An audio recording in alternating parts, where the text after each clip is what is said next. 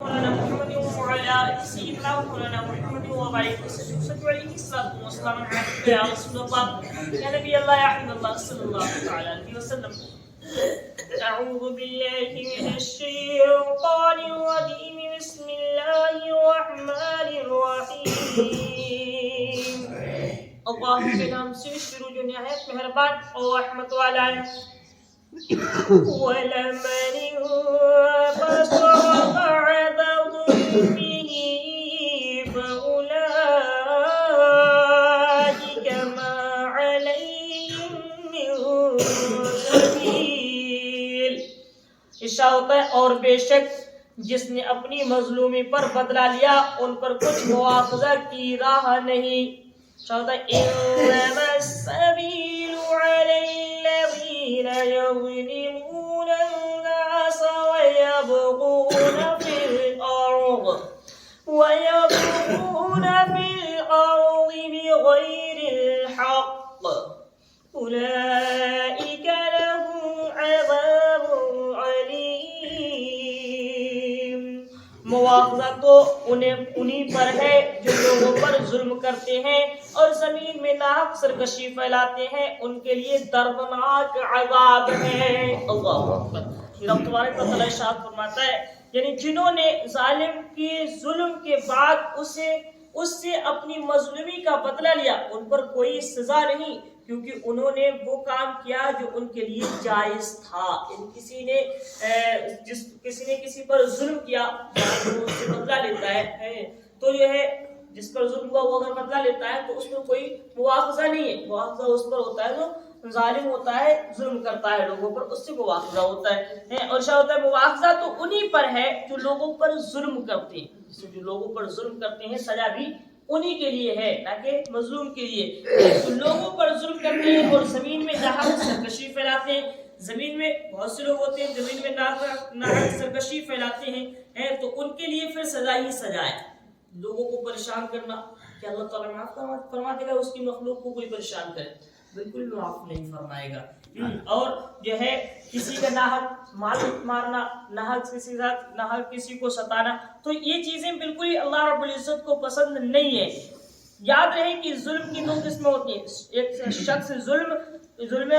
شخصی ظلمی اور قومی ظلمی. آیت کے اس حصے میں یظلمون الناس میں شخص وہ مراد ہے جیسے کہ کسی کو مارنا, گالی دینا, مال مار لینا, اور جو ہے دوسرے حصے میں کیا ہے قومی ظلم مراد ہے. ایک وہ ظلم ہوتا ہے لوگوں کے ساتھ ظلم کیا جاتا ہے, ایک وہ ہوتا ہے قوم کے ساتھ غداری کی جاتی ہے یا ملک کے ساتھ غداری کی جاتی ہے. تو یہ ظلم جو ہے معافی کے لائق بھی نہیں ہوتا ہے. ہاں اگر کوئی جو ہے کسی کو گالی دیتا ہے وہ معاف کر دیتا ہے تو اللہ تعالیٰ اس کا بدلہ اس کو عطا فرماتا ہے.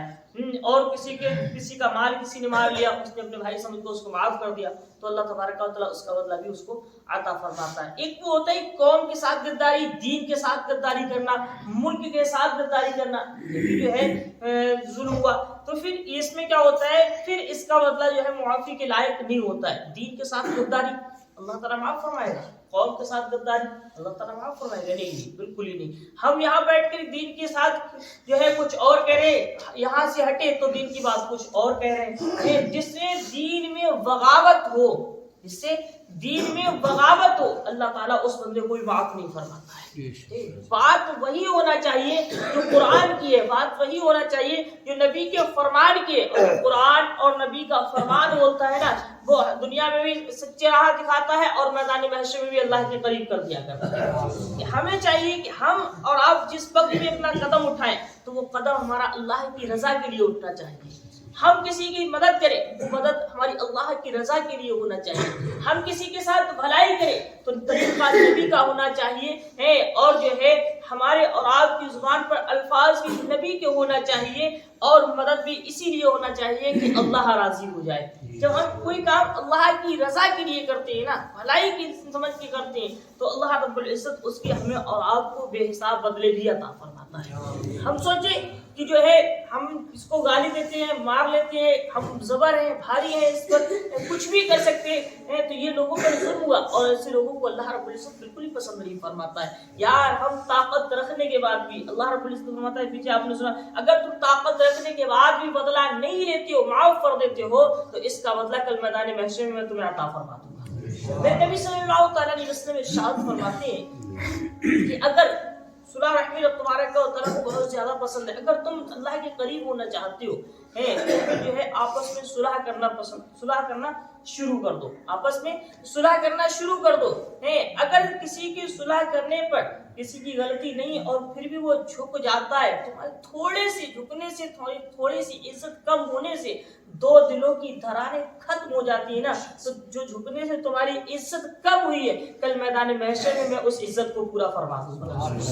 اس سے بات کیا ہے؟ اگر بدلہ نبی کریم عطا فرمائے، بدلہ میرا رب عطا فرمائے، یار کسی نے اگر ہمیں گالی دی، کیا ہوا اس کو اگر معاف کر دیتے ہیں تو اپنا بھائی سمجھ کر کوئی بات نہیں، کوئی اگر ہاں، لیکن دین کے ساتھ ایسا نہیں ہونا چاہیے۔ دین کے ساتھ اگر کوئی کھلواڑ کرتا ہے تب معافی نہیں ہے، پھر وہ معافی کے لائق نہیں ہے۔ تو دین میں معافی نہیں ہے۔ اپنی ذات کے لیے لڑنا یہ غلط بات ہے، اپنی ذات کے لیے جو ہے فخر کے ساتھ سینہ چوڑا کر کے اٹھ کر جانا، تو ذات کے لیے تو لڑنا کتوں کا کام ہے، امتیوں کا کام نہیں۔ امتیوں کا کام تو ہے بس دین کی راستے پر کام کرنا ہوا کرنا ہے۔ نبی کے جو چاہنے والے ہوتے، ایمان والے ہوتے نا، وہ صرف اور صرف دین پر کام کرتے ہیں، اپنی ذات کے لیے نہیں۔ پھر ہاں، دین کے کام کرنے میں لوگ چاہے برائی کرتے کیوں نہ نظر آئے، اور پھر جو دین کا کام کرتا ہے اس کی برائی ہوتی ہے، سیدھی راہ چلتا ہے اس کی برائی ہوتی ہے، ہوگا کوئی بات نہیں۔ اگر برائی ہوتی ہے تو ہونے دو، بس اللہ کا رسول راضی ہوتا ہے۔